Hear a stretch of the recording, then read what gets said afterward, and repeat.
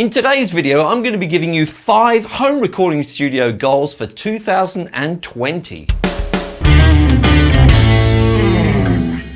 Hi folks, I'm Mike and I hope you're well. So I'm recording this video on the very last day of 2019 and my mind's been thinking about what New Year's resolutions would I make for 2020? What goals would I set for my home studio in 2020? So I've come up with 5 for you today, not in any particular order, but if you watch them all, I think you'll find that at least one of them will help your output in your home studio during the coming year. So stick around for all of that.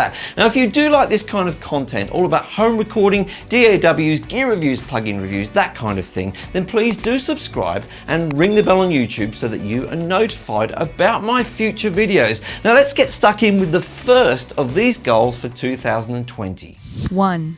So the first one on the list is something which is actually mentioned quite often, but I want to expand upon it for the home studio, and that is to learn your DAW inside out. Now, why would you want to do that? Well, hopefully making music is a creative process and there'll be a kind of a flow to that. There'll be an energy to it and there'll be times when great performances happen, and you don't want to let your lack of knowledge about your DAW get in the way of that. It can either hold up the process or mean that you didn't capture that great performance in a good way, or you didn't capture it at all sometimes, and that can be incredibly frustrating. Now, that's especially important if you're in a commercial environment, because obviously a commercial studio could have lots of different genres of music coming in and they require different knowledge about the DAW, because using your DAW and particular parts of it can be quite dependent on the genre you're recording. So in a commercial studio, it's very important that you know your whole DAW inside out. But I think for the home studio, it's not quite so important to know the whole DAW. I would focus upon those features in the DAW which you're going to use quite often for your genre of music. Often you'll be recording your own songs, you'll be the artist as well. It'll be a particular genre and a particular arrangement, particular set of instruments, and usually the same or similar microphones, that kind of thing. So you can then focus on the things which are going to meet your needs and not have to waste your time on features which you're possibly never going to use. So for example, if you're a singer-songwriter like me and you don't often loop things in your DAW, then probably delving into the intricacies of looping could be a bit of a waste of time. But you know, sometimes it's fun just to learn new things, hey? Now, in order to learn in this day and age, of course, it's not likely that you're just going to sit down with the manual. That's a pretty boring way to learn. You're going to need to learn through experience. So I would encourage you during 2020 to make sure you do lots of recording if you're new to it, so that you get experience with your DAW. Not only should you be experienced with your DAW, but I also recommend that you have a good solid knowledge of your operating system, whether it's Windows, Mac operating system, or Linux, and also a very good knowledge of the hardware you're using, especially your audio interface. Make sure you know exactly how to use it so that it doesn't hold you up during the recording process. Also, make sure you've got some really good resources at hand. And I'm talking about things like Facebook groups, which are specific to your DAW. They can be really handy because people tend to answer really quickly in those groups. Also web forums, and there are sort of sub forums within Gearsluts, KRV, VI Control, those kind of web forums as well. And also the actual manufacturer of your equipment or your DAW. There's often forums for those. Join those. Get to know the people in there, ask questions, and you'll often get pretty quick answers. So make it a promise to yourself during 2020 that you'll get a really good understanding of your DAW. 2. So I think number 2 is particularly relevant to the home studio, and that is to set deadlines and tell others about them. And it's the telling others about them which is actually particularly important. We'll get onto that later. But why is this all important for home studios in particular?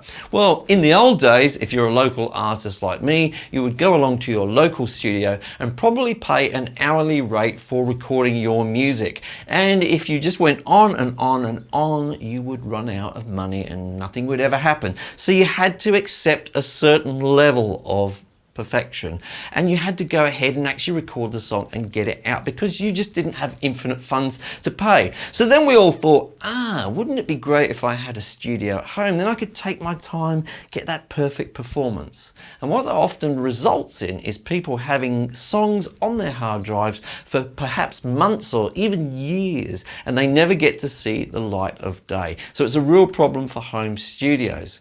So of course you want to set a deadline. Now, setting a deadline, I think, is best done in reverse order. Think about the kind of date which is good, or realistic date which is good for releasing, and work backwards from there. You're going to need some artwork, you're going to need to do perhaps a little bit of marketing, then you'll have your mastering phase, you'll have your mixing phase, your tracking phase before that, all to sort of pre-production preparation. So it's a good idea to kind of map that all out to your release day and write it down and set a kind of a schedule for that. Otherwise, you could find yourself just recording forever. Now, why do you tell others about it? Well, kind of by telling other people about it, even if it's just a few friends and family, you're setting up a kind of a contract for yourself, something that you'll feel compelled to work towards, to not let people down with. So make sure it's a realistic deadline for sure, but don't make it so far in the future that you've got time just to mess around. So this is a very important tip, particularly if you have a home studio, and I want to hear your stories down below. Just let's have a little bit of admitting how long we've all had our songs on hard drives for. I've just released a few songs which I had there for about 7 or 8 years, so I definitely need this piece of advice for 2020. 3. So number 3 is to aim for a good studio to life balance. And I think this cuts to the core as to why we make music at all and how dangerous it can be to spend too much time just in the studio. Because surely the reason we make music is to express ourselves as human beings, our emotions and our life experience. But how can you really do that if all you really experience after a while is a darkened room fiddling with knobs on a compressor? I think the art begins to slowly disappear and it becomes a kind of technical exercise or a head exercise rather than an emotional exercise. So I think everything you do in the studio should be about expressing ultimately the human experience. But in order to do that, you're going to need to be a human. Get out there, spend time with your family, have fun, travel, have other interests outside music. I actually think it makes you more musically creative than to spend all of your time only focused on music and recording in your studio. 4. So number 4 is to skip the advice that doesn't work from you. I was originally going to call this one, remember, you're the ruler in your own kingdom. Because from the moment you got that audio interface, that first microphone and your DAW set up, you're the person who gets to call all the shots for your recording. If you get advice to say you should never mix on headphones, but you find that when you do mix on headphones, it translates fine to different sort of mediums, then go ahead and record on headphones. You don't even need to reply to the person who told you. Just get on with it because it's your little kingdom to work with. Maybe somebody's told you that SM57s sound great on acoustic guitars, but when you try it and you try different positions, you go, don't like it. Use a different microphone. Don't use that one. Move on with your life. Move on with your recordings. Make your own decisions. There's lots of different opinions on different things. You're going to have to figure it out for yourself. But do remember that some things take time. So somebody may recommend a particular type of compressor, for example, and you may try it and think, don't like that. Just remember that some things take a little bit of learning and perseverance before you get to get the fruits from them. So keep that in mind. Don't just make rash decisions. No, I don't like doing that because I tried it once and it didn't work. You know, give it a good time before you decide, no, it's not for me. 5. So number 5 is all about remembering during 2020 that the most important thing is the song. The great Quincy Jones was asked once, what is the 3 most important things about recording? And he said, the song, the song, the song. So during 2020, with everything you do, I want you to ask yourself, how does this serve the song that I'm recording? Perhaps you've just recorded some really punchy drums. You use compression and parallel compression even, all of your new skills that you learn on Creative Source. But are you doing it because you need to for the song? Does the song benefit from it? Or just because you feel like you should, or you're clever if you do that. I want you to evaluate all of those things. Perhaps you've put a 5/4 section in the middle of that song, an instrumental breakout in 5/4. I want you to ask yourself, does the song need that? Well, maybe it does. Maybe it added an excitement, something different, something unexpected, or perhaps you were just doing it to show off. In which case, I'd want you to honestly ask yourself, does this serve the song? This is a very important thing to remember, because recording in DAWs can become a very technical process where you're thinking about numbers and inserts and buses, all kinds of things like that. But try to get back always to, what does this song need before I release it? So what goals and resolutions do you have for 2020? Let me know in the comments down below. I would love to hear about them. And maybe 2019 was a successful year for you and it came about through a change of attitude or some goals you set. Also, let us know in the comments down below so that we can all benefit from your experience. Now, if you did like this video, make sure you hit the like button. If you do like this video, then YouTube will show it to more people and more people will get to benefit from the 5 tips I've given you here.